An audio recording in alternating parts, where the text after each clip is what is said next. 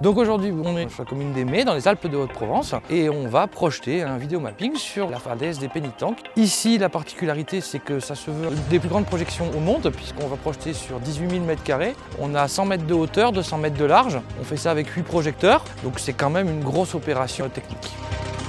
Ces tours de projection sont la spécialité de Artcom. Des jolies tours qui s'intègrent bien dans le paysage, pratiques à l'intérieur et jolies à l'extérieur.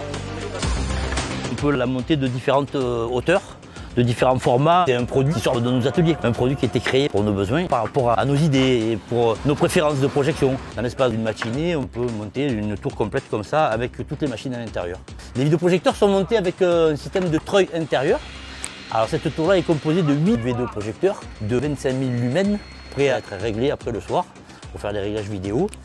Le premier soir de réglage, on va dire dégrossi, c'est-à-dire qu'on choisit l'orientation de chaque projecteur. Là, ce soir, maintenant qu'on a tout à peu près orienté, ça va être le réglage fin.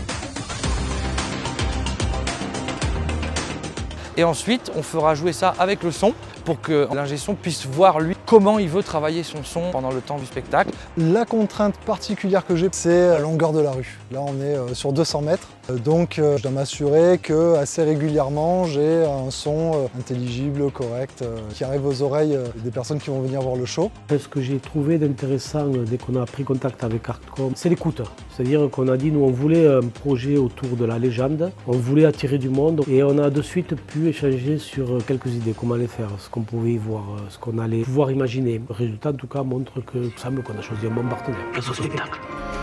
Selon la légende, à la fin du haut Moyen-Âge, nulle falaise ne surplombe le village d'Aimès.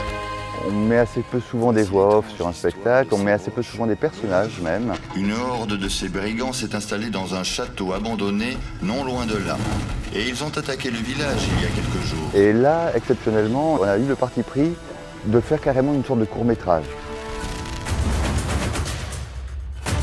Dans ce spectacle, ce qui m'a plu, c'est la qualité du graphisme, la réalisation des personnages, le rythme, la dynamique.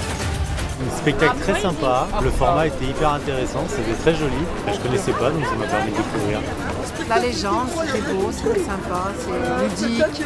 J'ai appris beaucoup de choses. C'était vraiment un très très beau spectacle, encore mieux que l'année dernière. La mairie a vraiment fait un bon travail avec Artcom Diffusion.